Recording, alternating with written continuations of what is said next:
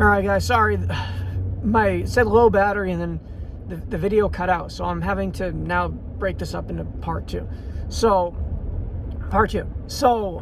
my electives were, I did graffiti. So what I would do is I do graffiti on a piece of paper, and they considered that my art credit.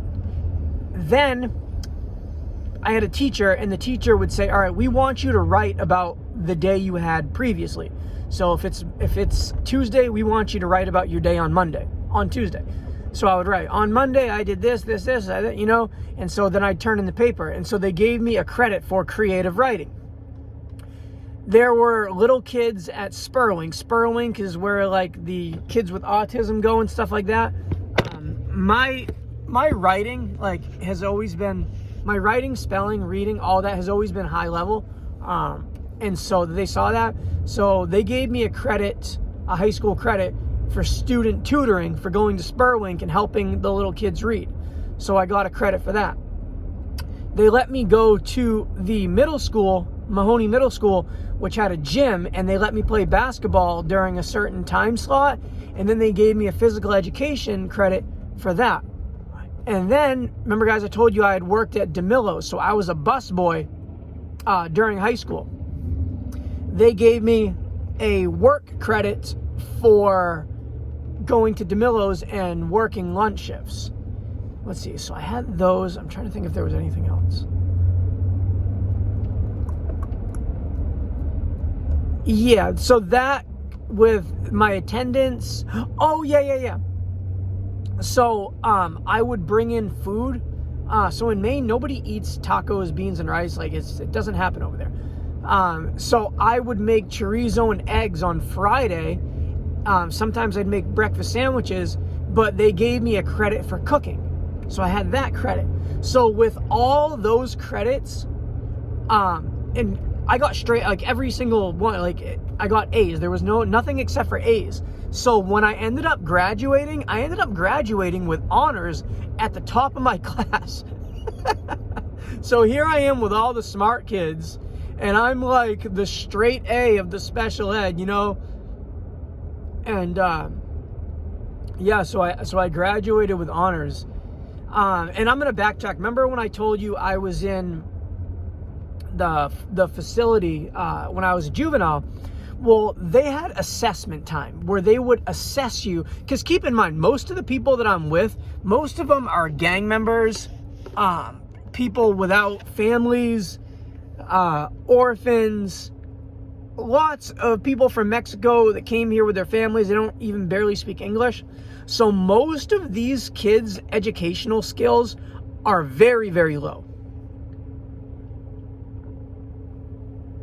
And I would say out of 177 people that were there, I would say probably 80% of the kids there were all very below average. And I remember looking at the schoolwork that the below average kids were doing. And I'm like, 1 + 1, the cat jumps over the hat, stuff like that. And I'm like, this is all you guys got to do? And I was thinking, oh my gosh, I wish I could do that and not have to. And so with all the stress that I had, I thought, if I have to deal with algebra and college arithmetic and all that stuff, if I have to put that type of stress on me, because these were real high school credits at this place, okay? And I did care about my grades at this point. So I'm like, if I have all this stress of being in this facility, being locked down, having nobody, being so lonely, and then to put this type of schoolwork stress on me, I said no. I said, there's no way I'm gonna do that. So what I did is when I went to assessment, I acted like I couldn't read, I acted like I couldn't write, and I acted like I couldn't spell. And there'd be something that says time. What does that say? And I'd say teeny, and then it would say football, and I'd say food to be all, and I'd pretend that I couldn't read it, and they bought it. So they put my scores really low, so they ended up putting me in the bottom of the barrel classroom. So my schoolwork was 1 + 1, 2 + 2, and I was the star student in that class, man. But I always made sure I didn't answer everything right, because I didn't want them seeing that I get all A's, because then they'd be like, oh, he's too smart for you. Then we got to put him. So I always did just enough to pass, but not enough to go over, be an overachiever in the class. And that was another thing that saved my ass. It really did, because I couldn't imagine the stress that I was under in the juvenile facility was unimaginable. It was so bad. Like, I remember just, oh my gosh, I don't even want to think about it. It's so bad. And I couldn't even imagine to have to put schoolwork stress on me combined with that. Oh, it would have been a nightmare. So I didn't. And that's how I got by. So boom. So then I got my A's here, and then I get, or whatever my grades were, and then I get transfer here. So I got good high school transcripts, and then getting to Maine and, going and getting straight A's in special ed. Yeah, I ended up graduating with honors. So here's what happened, guys. So I had a caseworker. Her name was Joelle Palvinen. I really wish I could get a hold of Joelle. But Joelle was the best caseworker in the world, man. Joelle saved my ass, man. So since I was living with my aunt, somehow my aunt had talked to the state and like, my aunt was trying to get me as many benefits as I could get. Now, if you're an orphan and you have no parents and you're custody of the state and you're 17, when you turn 18, if you want to, you don't have to, but I mean, you would want to because it has a lot of benefits. If you want to, you can sign this thing right before you turn 18. It's called a V9. You sign the V9, and what that does is you voluntarily keep yourself in state custody past 18. You say, I am turning 18. I agree that the state still has custody over me after I turn 18. So I had to sign this, but it was a positive thing. So what it meant is if I sign this, then the state will pay for my college. The state will pay for me to get a license. The state will pay for my groceries. They'll pay for my food. They'll pay for my school books. They'll pay for a taxi. They'll pay for everything, right? And so Joelle, and keep in mind, guys, I only had like 2 weeks before I turned 18. So Joelle was like pushing the envelope, making sure that I signed this V9 before I turned 18, because it had to be done before 18. So I ended up signing it. And after I turned 18, I was still in high school. It was around June. So my birthday's in March. So I had already turned 18 and I had graduated.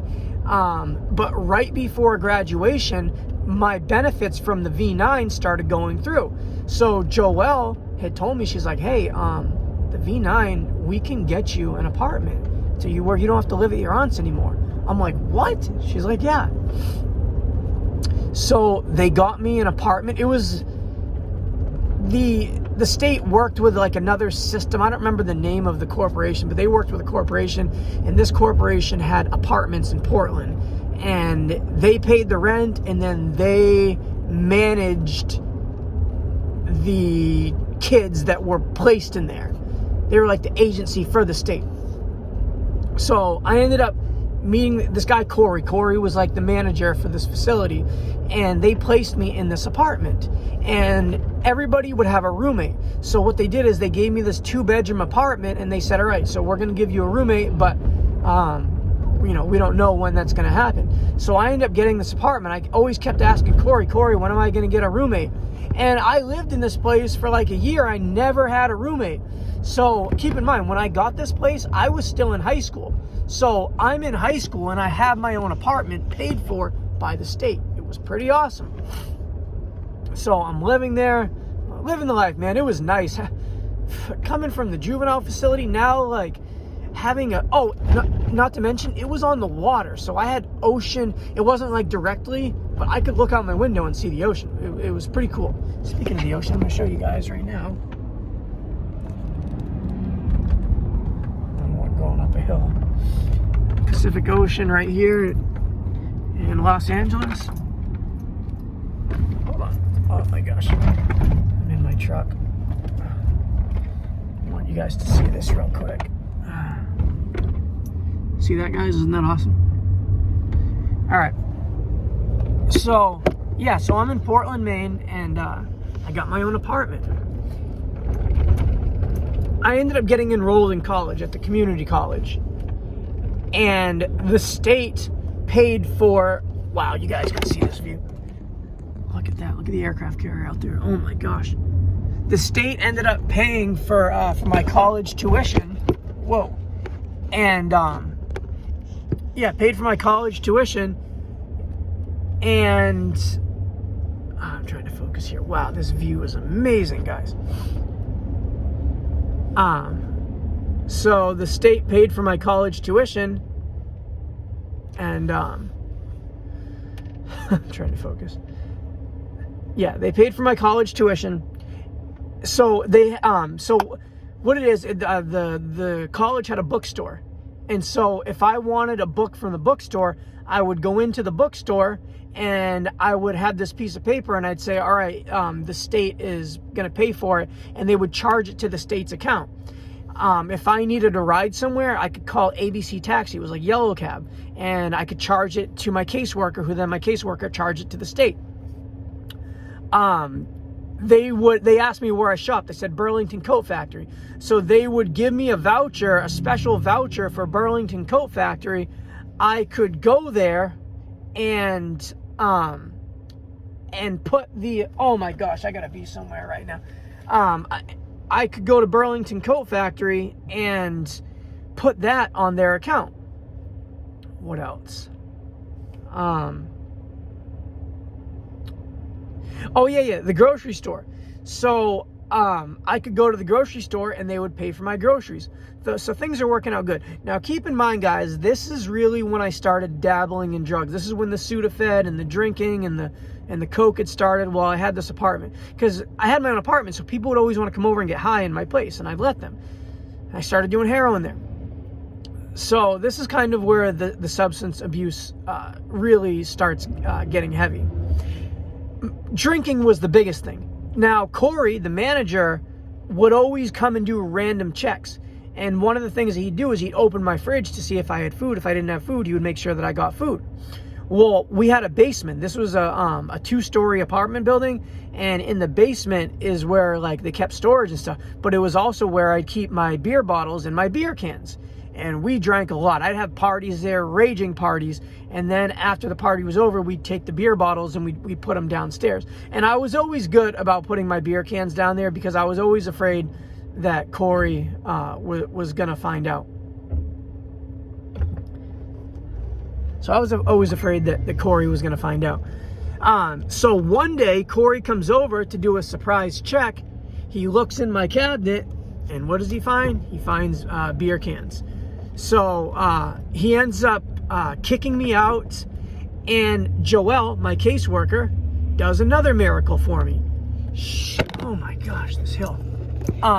She ends up feeling sorry for me, and then she gets me a dorm room in the dorms at the college. So, yeah, so now I end up, it's hard to focus right now, guys. It's hard to focus. So I ended up going to live in the college dorms after I get kicked out. Hold on a second.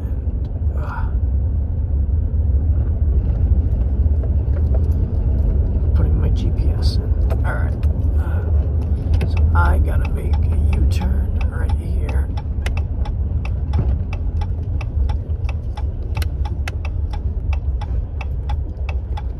All right. Hold on, guys. Sorry. I don't know where I am. I'm just driving. All right. So,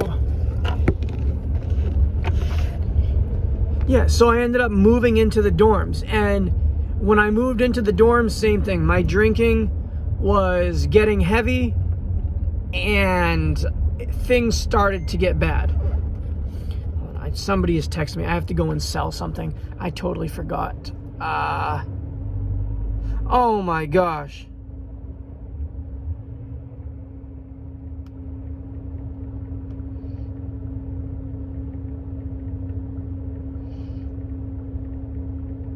Hold on, guys. This lady says she's waiting for me right now.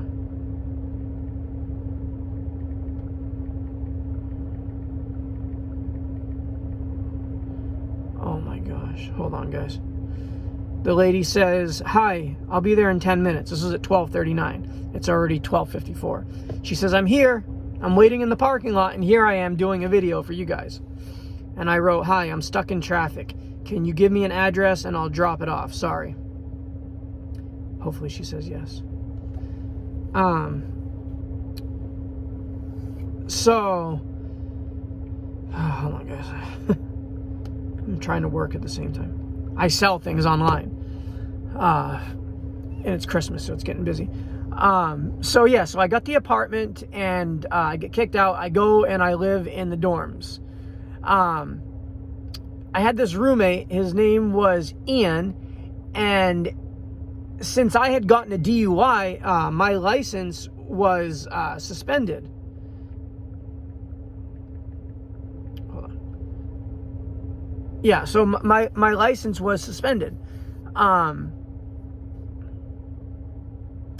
And so I convinced Ian to put, I bought a car and I convinced him to put it in his name so I could get valid license plates. Because in Maine, like, if you buy a car, they take the plates off. So I had to get new plates. So I ended up getting this car, and I didn't have any money because I spent all my money on drugs and alcohol. And so I'm driving around this Ford Tempo, and the brakes are going bad to where it's just the back brakes and the front brakes are shot. Like basically no front brakes. I'm relying only on the back brakes.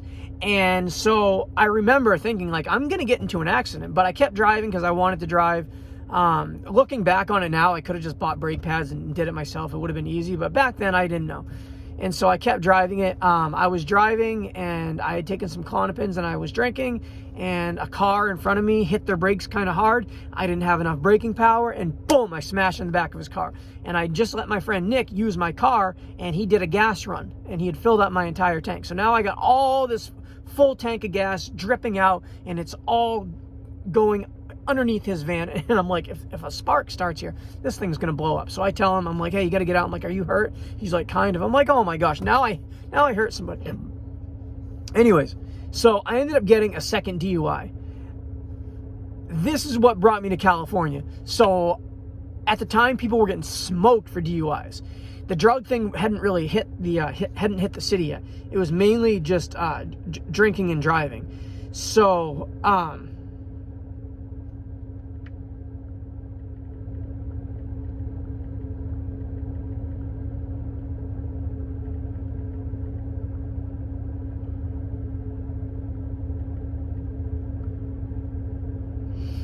all right, so yeah, so they were smoking people for drinking and driving, and I was so scared of going to jail or going to prison because I thought I was going to go to prison. Looking back now, I wouldn't have went to prison, but I thought I was going to. I might have did like 9 months or a year in jail, but I don't think I would have done more than that. But at the time, I was scared. Okay, so I decided, all right, I'm just going to go to California and I'm going to jump state and hope everything would be okay. I really thought that if I left, I thought that if I got picked up by the police in California, I thought for sure they'd bring me back.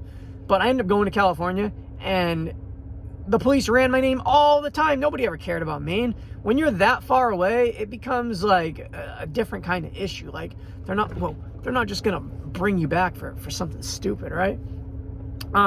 Yeah, so that was the reason why I went to California. For one, I had really nothing going for me. And for two, I knew that if I got to California, I knew that things would be better. So yeah, so I got out there, and yeah, and so I'm starting my YouTube channel, and I'm becoming famous, and here we go, guys. Palabra, right? Palabra, hugs, not drugs. I'm out. Peace. Hey, don't look at me like that.